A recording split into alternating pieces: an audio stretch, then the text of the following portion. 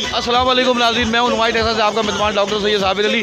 बिल्कुल जी, नौजवान शख्सियत, सियासी शख्सियत और मुल्क गिर इनका नाम है। इसके हवाले से मैं बात करूंगा। शहीद सियालवी साहब वाक एंड में तशरीफ़ लाए हैं, सलीम नगर वाक एंड में। यहाँ पे शमूलती प्रोग्राम पाकिस्तान नज़रियाती पार्टी के चेयरमैन शहीद सियालवी साहब तशरीफ़ लाए हैं और यहाँ पे देखें वालहाना मोहब्बत का इजहार किया जा रहा है सलीम नगर के लोगों की जानिब से। और यहाँ इनकी पार्टी में आज कुछ लोग भी शामिल होना चाहते हैं। ये नज़रियाती पार्टी का एक्चुअल माटो क्या है? देखिए सर, सबसे पहले तो मैं शुक्रगुजार हूँ आपका। और इस वक्त जो जदोजहद हम लोग कर रहे हैं, हम कहते हैं कहीं पर 4 बंदे भी इकट्ठे होते हैं, हमने जाके उनके शऊर के दरवाज़े पे दस्तक देनी है। और मैं कभी भी इस चीज़ पे नहीं घबराऊंगा कि हमारे प्रोग्राम में 5-5, 6-6 साल के बच्चों की तादाद बड़ों से ज़्यादा है, क्योंकि हमारा मुस्तकबिल ये बच्चे हैं, हमारे मुस्तकबिल का वोटर ये है, हमारा मुस्तकबिल का जो मुजाहिद हैं वो ये हैं।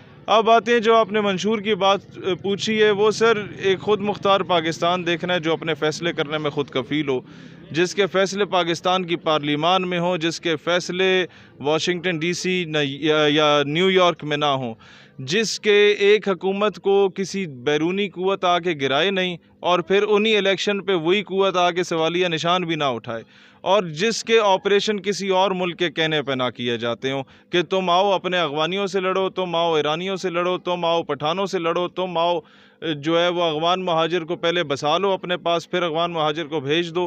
भाई हम कब तक मुसलमान का गला काटता रहेगा? हम चाहते हैं एक ऐसा मुस्तहकम पाकिस्तान।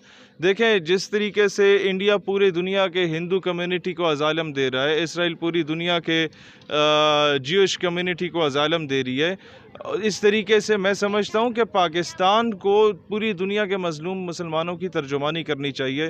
पाकिस्तान इस वक्त चंद हाथों के अंदर इस तरीके से खेल रहा है कि हमें हमारे लोग जब इंटरनेशनल एयरपोर्ट पे जाते हैं तो उनको इतनी शर्मिंदगी का सामना करना पड़ता है, हमारे वज़रा को बरहना करके चेक किया जाता है, हमारे लोगों का कोई पुरसान हाल नहीं होता, हमारी एम्बेसीज़ कमज़ोर हो चुकी हैं।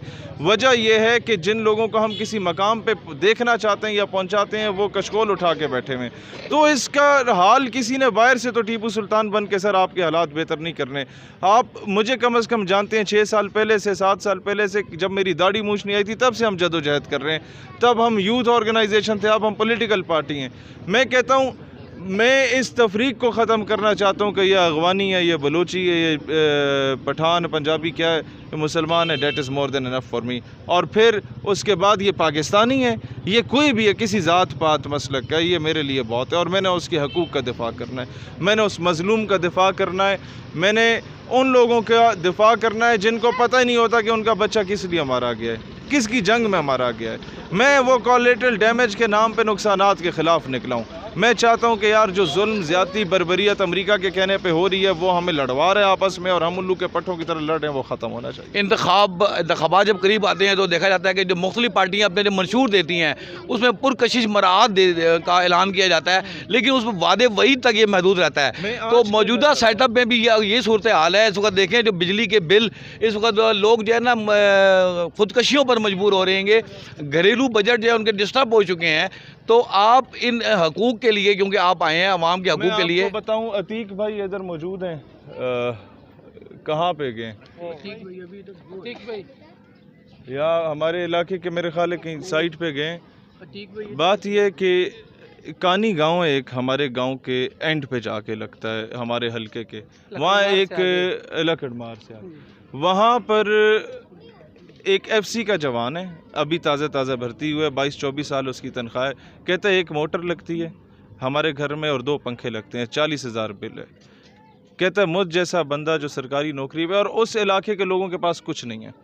वो कुछ 6-7 गाँव हैं, गिरदी, रतीकिड़ी, दोपहर, दखनेर, कानी, तोरे वाली, जब ये सारे वो इलाके हैं ना जहाँ के लोगों का रोज़गार यही है कि FC में उन्हें भर्ती कर दिया जाता था, और अभी वो हक भी उनसे छीन लिया कि नहीं ये पंजाब के रहने वाले पठान हैं। अब वो उन बेचारों के घरों में AC दूर की बात बिजली नहीं आती, और जहाँ 2 पंखे चल रहे हैं वहाँ 40,000 बिल है। शेख रशीद जैसा बंदा परेशान है कि मेरी ना बीवी है ना बच्चा है, एक AC लगता है और 1.25 लाख रुपए मेरा बिल आ गया, तो एक आम गरीब आदमी का क्या हाल होगा आप मुझे ये बताएं। दूसरी चीज़ मैं आपको ये बताना चाहता हूँ कि लोग इस वक्त ये सवाल करते हैं कि 300 यूनिट तक की बिजली मुफ्त का ऐलान किया था मरियम बीबी ने, मरियम बीबी वो बिजली कहाँ है? मैं फैसल वाडा साहब से पूछता हूँ कि खान के दौर में आपने कहा था साहिल समंदर के किनारे पर आपने अनाउंस किया था कि 1 लाख नौकरियां जनरेट हो रही हैं क्योंकि तेल के ज़खायर मिले हैं।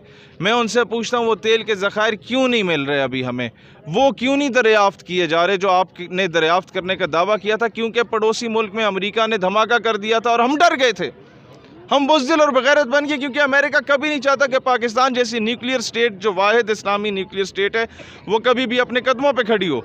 तो उनकी ग़ुलामी में हम इतना आगे चले गए हैं कि हम लोगों ने अपने नज़रियात को पीछे रख दिया, अपनी आवाम को मार रहे हैं बिला पूछे बिला समझे। पाकिस्तान किसी और की सुपरमेसी को नहीं मानेगा। मैं कहता हूँ there is only neither China is super power nor America is super power, neither Russia is super power nor बरतानिया super power, there is only one super power that is Allah सुब्हानहू व तआला।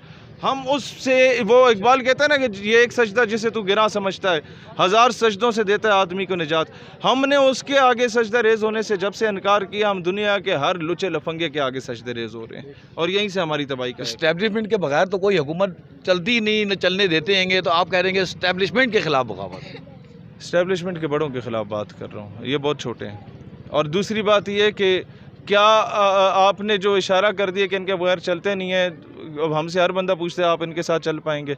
मैं कह जी बात ये, हमारे भाई हैं लेकिन हम उस दरवाजे से नहीं आना चाहते। हम लोग ये इलेक्शन हारे, हम अगला हारेंगे, उससे अगला भी हारेंगे, उससे अगला भी हार जाएंगे, लेकिन कभी नवाज शरीफ साहब की तरह किसी के बूट पॉलिश करके नहीं आएंगे। हमारे साथ मौजूद है जी शहीर सैलवी साहब, पाकिस्तान नज़रियाती पार्टी के चेयरमैन, वाकई में तशरीफ़ लाए हैं सलीम नगर में। आप देख सकते हैं कि अवाम का जमे गफ़ीर यहाँ पर मौजूद है, इनका पुरतपाक इस्तकबाल किया गया। मौजूदा सियासी सेटअप के बारे में आपकी क्या आ रहा है? मौजूदा सियासी सेटअप ग़ुलामों का एक सेटअप है, मंगतों का एक सेटअप है, भिखारियों का एक सेटअप है। लोग कहते हैं जनाब हज के मौके पे 4000 भिखारियों में से 3500 पाकिस्तानी थे, तो आप उन्हें कहें कि शर्म आनी चाहिए उन्हें। मैंने कहा नहीं, उन्हें शर्म नहीं आनी चाहिए, उनका कोई कसूर नहीं है। जब हमारा वज़ीर आज़म भिखारी है तो एक आम आदमी भीख मांगे, उसमें कौन सी बुरी बात है? देखें, मैं आपको एक छोटा सा वो लतीफ़ा नुमा चीज़ है, चाँद पे एक स्पेसशिप जा रही थी, उस पर 3-4 साइंसदान थे और एक टॉनी नाम का कुत्ता मौजूद था। जब ये ख़बर दुनिया में फैली ना कि साइंसदान और कुत्ता चाँद पे जा रहे हैं, तो पूरी दुनिया में जश्न मनाया गया। लैया भकर का एक सराइकी बाबा था, उसने कहा कि अल्लाह करे गर्क थी वंजे लेकिन चांद पे ना पहुँचे। लोगों ने कहा भाई क्या वो स्पेसशिप तुम्हारी है? कहता है नहीं। वो उसमें जो कुत्ता जा रहा है तुम्हारा है? कहता है नहीं। उसमें जो तेल डल रहा है वो तुम्हारा है? कहता है नहीं। कहता है बाबे तो अनु तकलीफ़ की है। कहता है मुझे तकलीफ़ ये है कि खुदा ना खास्ता वो स्पेसशिप चाँद पे पहुँच जाती है और चाँद पे चाँद की अपनी मखलूक पहले से मौजूद होती है और जो इस्तकबाल करने आई होती है ज़मीन की मखलूक का, तो 100 मरतबा खुदा ना खास्ता वो चाँद पे जो स्पेसशिप उतरती है उससे साइंसदान की जगह अगर पहले कुत्ता बाहर आ जाए तो कहीं चाँद की मखलूक ये ना समझे कि ज़मीन की मखलूक ऐसी होती है, क्योंकि वो कुत्ता चाँद में ज़मीन की नुमाइंदगी कर रहा था। तो ये जो हमारे नुमाइंदे हैं ना, अब इनके बारे में क्या बोले? ये हमें, अब इस कौम को कहता हूँ हमारे नुमाइंदे अच्छे चुनो। जब ये भिखारी बन के भीख मांगते हैं पूरी दुनिया में तुम्हें ठुडे पड़ते हैं। आज बंगालियों की रिस्पेक्ट पाकिस्तानियों से ज़्यादा ओवरसीज़ में, आज इंडियंस की रिस्पेक्ट मुस्लिम कंट्रीज़ में ज़्यादा है हम पाकिस्तानियों से। हम लोग जो किसी दौर में सऊदिया को खैरात दिया करते थे, हमारा नवाब बहावलपुर, हमारा खान ऑफ कलात किसी दौर में दिया करता था, खाना काबा का गिलाफ काबा जो है वो बहावलपुर की रियासत से बन के जाया करता था।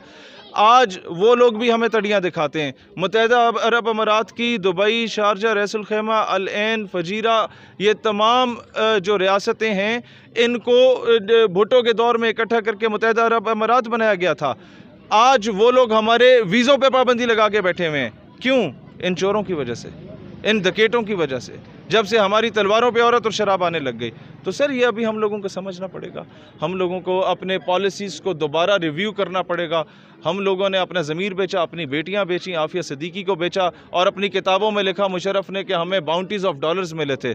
ये बेगैरत आदमी था और मैं समझता हूँ उसके दौर में उसे सज़ा मिलनी चाहिए थी कि दुख्तर को बेच के दस्तरखान लगाने वाले तुम ही कह दो क्या वो मुसलमान होते हैं? और रात जिनकी शराब व कबाब में गुजरती है वो सुबह सादिक हमारे हुक्मरान होते हैं। बहुत अच्छे जी, शहीर सैलवी साहब मौजूद हैं हमारे साथ, नवाई टेस्ला के प्लेटफॉर्म से आपको अपडेट कर रहे हैं। What you convey the message for the people of Pakistan on the behalf of Pakistan नज़रियाती पार्टी? पीपल ऑफ पाकिस्तान के लिए मेरा एक ही पैगाम है कि अल्लाह में बगावत बुलंद करें। हमारे झंडे में 3 रंगों में जो गोल्डन कलर है, इसकी निस्बत रोज़ा इमाम हुसैन से है कि हर दौर के यजीद से टक्कर लेनी है, हर दौर के फ़िरौन से टक्कर लेनी है, हर दौर के जाबिर और जालिम से टक्कर लेनी है। सर कटा लेना है, सर को झुकाना नहीं है इंशाअल्लाह ताला। बहुत शुक्रिया जी। सईद सालवी साहब हमारे साथ मौजूद गुफ्तगू कर रहे थे और सलीम नगर में ये प्रोग्राम शमूलियती प्रोग्राम, इनके काफ़िले में मज़ीद जो है लोग यहाँ पर शामिल हो रहे हैं। उनके हवाले से अभी ये प्रोग्राम भी होगा यहाँ पर। नवाइट ऐसा रखता है आपको हर खबर से बाखबर।